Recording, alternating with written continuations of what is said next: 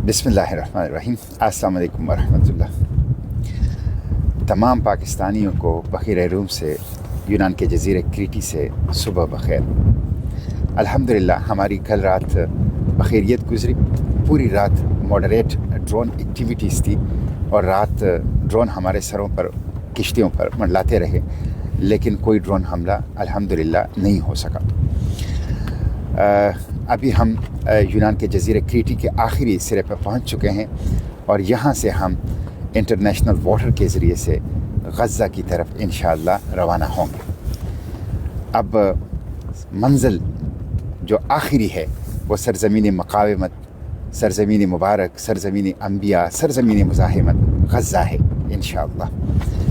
आप लोगों को इल्म है कि परसों रात हमारे ऊपर तकरीबन 15 ड्रोन से 1 दर्जन हमले किए गए। 7 किश्तियों को निशाना बनाया गया, आग के गोले फेंके गए, केमिकल्स फेंकी गई और साउंड बम फेंके गए, बारूद फेंका गया और तकरीबन हमारे 7-8 किश्तियों को निशाना बनाया गया।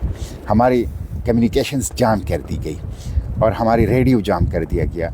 बैनुल-अक़वामी इमदाद के लिए जो हम कॉल करना चाहते थे उस सिस्टम को जाम कर दिया गया। रात की तारीकी में ये हमला और सिस्टम को जाम करने की ये इक़दामात बुज़दिलाना इक़दामात हैं और इन बुज़दिलाना इक़दामात से हमें दबाया नहीं जा सका। हमने कल भी अपना सफ़र जारी रखा, दिन को भी और रात को भी, और हम इंशाअल्लाह आज ज़ुहर के बाद क्रीटी के इस जजीरे से बैनुल-अक़वामी पानियों के ज़रिए से गज़ा की तरफ अपना सफ़र इंशाअल्लाह पूरे अज़म और पूरी ताकत और पूरी तवानाई के साथ शुरू कर देंगे। मैं इस मौके पर इटली और स्पेन का शुक्रिया अदा करना चाहता हूँ कि उन्होंने खुलकर कंडेम किया है इस ग्लोबल समुद्र फ्लोटिला के ऊपर हमले को और हमें रेस्क्यू और रिलीफ के लिए नेवल शिप भेजने का ऐलान किया है।